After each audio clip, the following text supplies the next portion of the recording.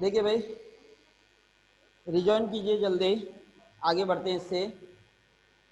हमने आपको बताया कि अगर आपका कोई भी फंक्शन हार्मोनिक फंक्शन है तो हार्मोनिक की एक कंडीशन आप याद रखोगे, it is satisfy Laplace equation and first two partial derivative is continuous. First two partial derivative and first two partial derivative is continuous. Harmonic function if it satisfy the Laplace equation and first two partial derivative is continuous and analytic की शर्त भी पूरी करता है ये, तो इस कारण हार्मोनिक फंक्शन आपका एनालिटिक फंक्शन भी होगा और एनालिटिक फंक्शन आपका हार्मोनिक फंक्शन भी होगा। इस कारण हार्मोनिक फंक्शन को आप एनालिटिक फंक्शन भी कह देते हो और एनालिटिक फंक्शन को आप हार्मोनिक फंक्शन भी कह देते हो। तो देखिए भाई, नेक्स्ट आगे बढ़ेंगे। अब हम इसमें क्वेश्चन सॉल्व करेंगे। तो अब आप क्वेश्चन सॉल्व करोगे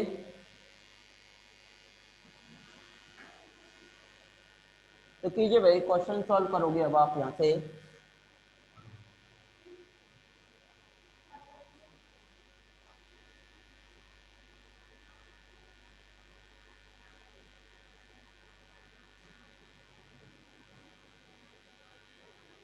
फॉर एग्जाम्पल के तौर पे, example, so that the function so that the function u equals to cos x cos hyperbolic y is harmonic, is harmonic,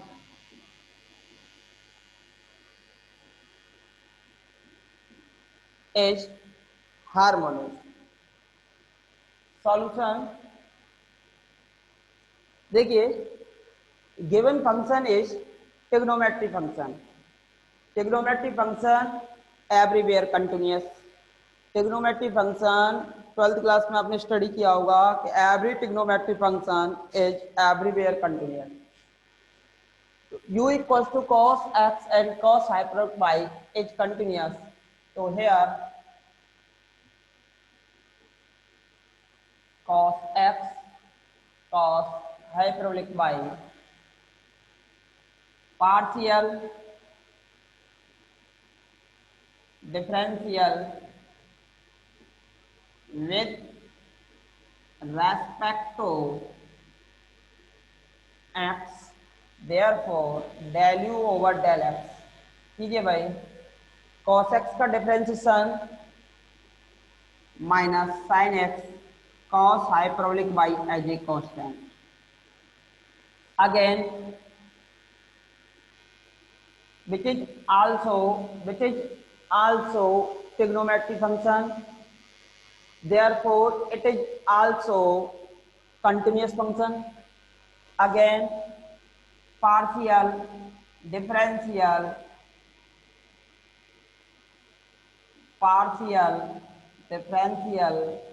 with respect to x, therefore del square u upon del x square, del square u upon del x square, derivative of sine x minus का cos x cos hyperbolic y, equation number 2। and now partial differentiation of u with respect to y, with respect to y, therefore del u over del y cos x as a constant cos hyperbolic y, derivative of cos hyperbolic y, derivative of cos hyperbolic y sin hyperbolic y। Hyperbolic में जितने भी derivative आप निकालोगे वो हमेशा plus में ही आएंगे। Cos hyperbolic y का डेरिवेटिव फाइंड करो या साइन हाइपरबोलिक y का डेरिवेटिव फाइंड करो, ये दोनों जो डेरिवेटिव है वो आपके हमेशा किस में निकल के आएंगे भाई, प्लस में निकल के आएंगे। तो del u upon del y equals to cos x sin hyperbolic by equation number third, and again partial differential with respect to y, therefore del square u upon del x square derivative of cos x, sorry, sin hyperbolic by derivative of sin hyperbolic by equals to cos hyperbolic by equation number 4, equation number 3 find किया आपने, equation number 4 find की, equation number 2, then y 2 and 4 adding, then del square u over del x square, del square u over del y square equals to value of this and value of this minus cos x cos hyperbolic by plus cos x cos hyperbolic by cancel. This implies del square u over del x square del square u over del y square equals to 0. कहने का mean क्या हुआ, first to derivative, first तो partial derivative of u, first to partial derivative of u is continuous and you satisfy the Laplace equation. Therefore u is a harmonic function. U is a harmonic function. Therefore u is a harmonic function. लिखिए भाई, जल्दी कीजिए, screenshot ले लीजिए, चाहे लिख लीजिए, but हम तो यही कहेंगे कि आप साथ के साथ लिखने का प्रयास किया करें, साथ के साथ लिखेंगे तो आपको भी काफ़ी फायदा होगा।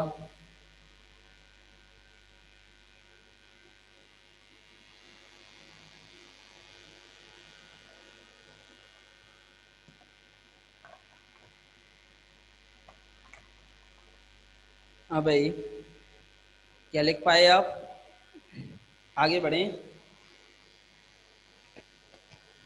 देखिए, इसके फर्स्ट टू पार्शियल डेरिवेटिव आपके कंटिन्यूअस थे,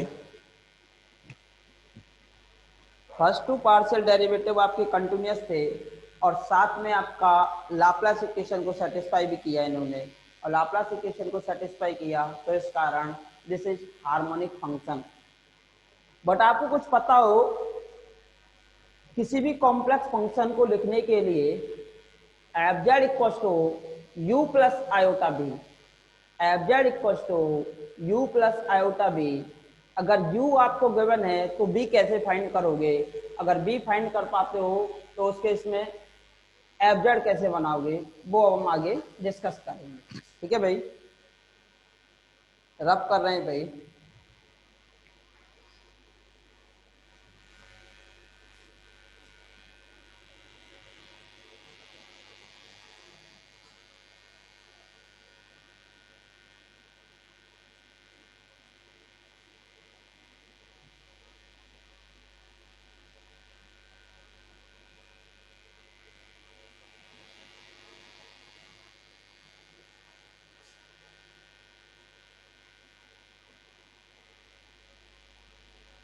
हाँ भाई, next question.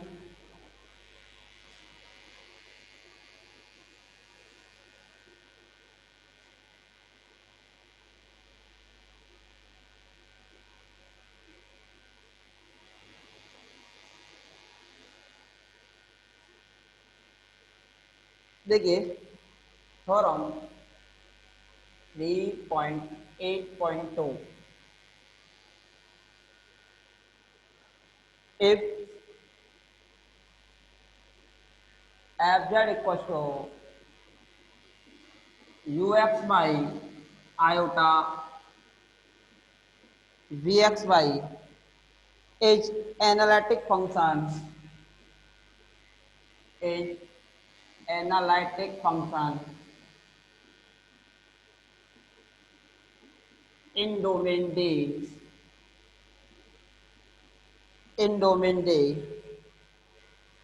then uxy and vxy are harmonic functions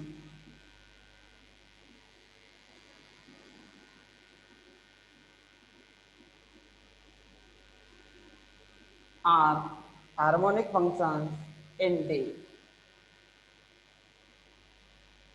are harmonic functions in D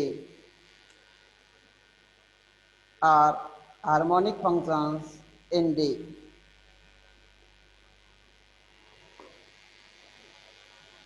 are harmonic functions in domain D।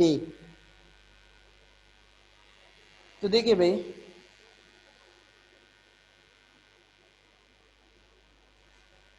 Proof आपका फंक्शन एनालिटिक फंक्शन है, कोई फंक्शन एनालिटिक है तो definitely Cauchy Riemann equations को satisfy करेगा। कोई भी function आपका एनालिटिक है तो डेफिनेटली कॉची रीमान इक्वेशन को सेटिस्फाई करेगा। And first two partial derivative आपके क्या हो जाएंगे, कंटिन्यूस हो जाएंगे। क्या हो जाएंगे भाई, कंटिन्यूस हो जाएंगे। तो यहाँ से आप क्या लिखोगे, since F Z is analytic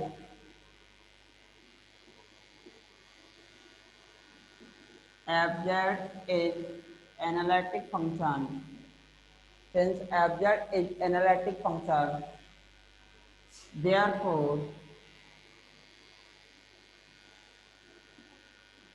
first to partial derivative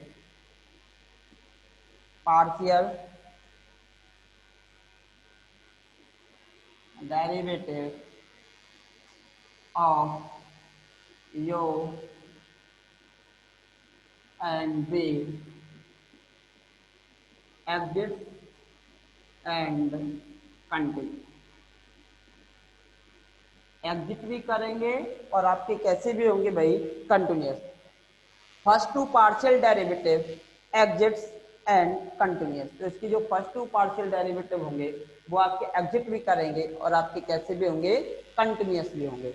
तो since F Z is analytic function therefore first two partial derivative of ux1 derivative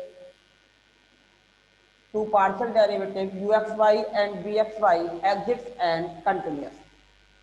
exit भी कर रहे हैं, कंटिन्यूस भी कर रहे हैं। And fz is satisfying Cauchy Riemann equation. ये तो सबसे मोस्ट लाइन होती है भाई, नेसेसरी कंडीशन है। कोई फंक्शन एनालिटिक है तो डेफिनेटली कॉची रीमान इक्वेशन को क्या करेगा भाई, सेटिस्फाई करेगा।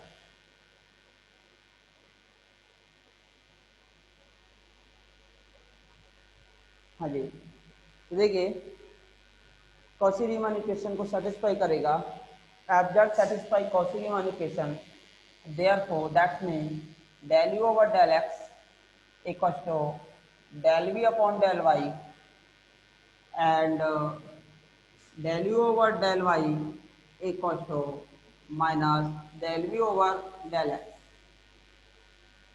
अब हमें क्या फाइंड करना भाई, अब हमें इसके टू पार्शियल डेरिवेटिव, पहले तो u को हार्मोनिक चेक करना है, फिर b को चेक करेंगे, u और b को चेक करेंगे भाई। तो u को हार्मोनिक चेक करने के लिए आपको first two partial derivative continuous तो हो गए, अब आपको केवल एक चीज और चेक करनी है, कौन सी, हार्मोनिक फंक्शन के लिए क्या चीज चेक करोगे, लाप्लास इक्वेशन। तो अब आपको केवल लाप्लास इक्वेशन को सेटिस्फाई करना होगा। लाप्लास इक्वेशन के लिए आपको u के लिए भी लाप्लास को और v के लिए भी लाप्लास को, क्योंकि दोनों ही आपके क्या है, हार्मोनिक फंक्शन है। तो once again partial derivative with respect to x and once again partial derivative with respect to y. इसको equation first and del u upon del y equals to del v over del x, equation number 2. ठीक है. Partial derivative of 1 with respect to x, therefore del square u over del x square del square v over del x del y x के respect में किया and partial derivative of 2 with respect to y, because you find del square u over del x square and del square u upon del y square. तो इसका derivative तो आपने यहाँ पे किया है और इसका डेरिवेटिव आप यहाँ पे कर रहे हो. तो देखिए derivative del square u upon del y square, तो ये हो जाएगा आपके पास del square v upon del y del. देखो ये दोनों टर्म आपस में कैसी हैं भाई, इक्वल हैं. del square v over del x del y del square v over del y del x. देखिए adding the equation 3 and 4, add कीजिए भाई. Adding the equation 3 and 4, then del square u upon del x square del square u upon del y square equals to del square u over del x del y minus del square u over del y del x equals to 0. Since reason लिखोगे क्यों, क्योंकि del square del x del y equals to होगा आपका देखिए del square u over del y del x. इसकी value इसके equal हो जाएगी. तो इन दोनों का जो सम होगा del x square del square u over del y square equals to 0, which is satisfy Laplace equation. Similarly b के लिए चेक करोगे. अब b के लिए चेक करने के लिए इसको y के रेस्पेक्ट में इंटीग्रेटिंग और इसको x के रेस्पेक्ट में इंटीग्रेटिंग दोनों का सम कर देंगे. सिमिलरली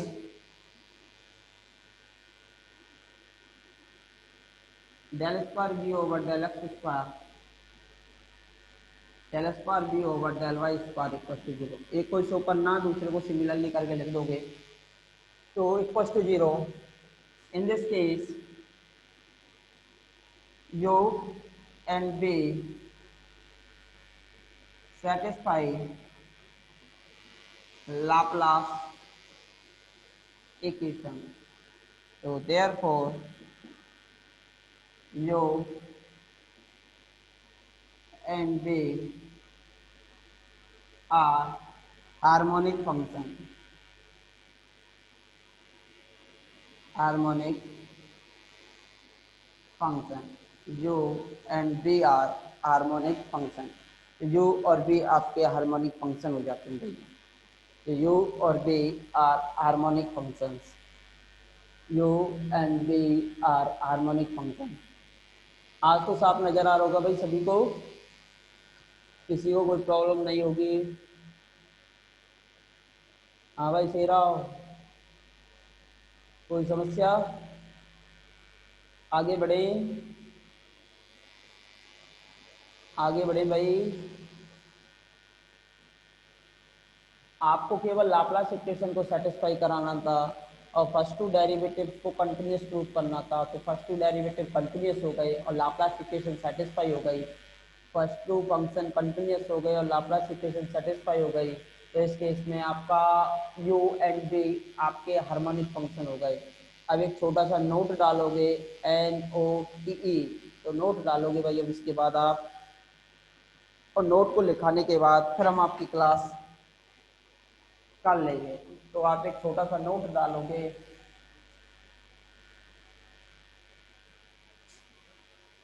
देखिए please note if fz equals to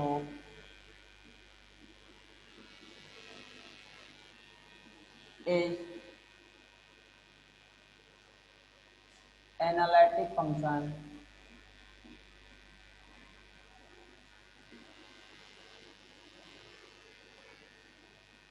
then u and v in domain D, then u and v are called conjugates to each other। कहने का मीन क्या हुआ, u का कंजुगेट आपका v होगा और v का कंजुगेट आपका क्या होगा, u होगा। तो u का कंजुगेट आपका v होगा और v का कंजुगेट आपका u होगा। हाँ जी, हार्मोनिक कंजुगेट आपका सिलेबस में है। हार्मोनिक कंजुगेट आपको पढ़ना है भाई। हार्मोनिक कंजुगेट के बिना तो काम ही नहीं चलेगा। आसिफ जी, हार्मोनिक कंजुगेट के बिना तो आपका काम ही नहीं चलेगा। तो इसके लिए आपको आवश्यकता है कि हार्मोनिक कंजुगेट आप पढ़ें। तो हार्मोनिक कंजुगेट के बारे में आप लिख सकते हो कि F Z equals to u x y plus iota b x y analytic function in domain D and u x y and b x y are called conjugate to each other. तो u का conjugate v होगा और v का conjugate आपका u होगा। अब इसे बनाएंगे कैसे वो हम आपको बताएंगे कल। धन्यवाद।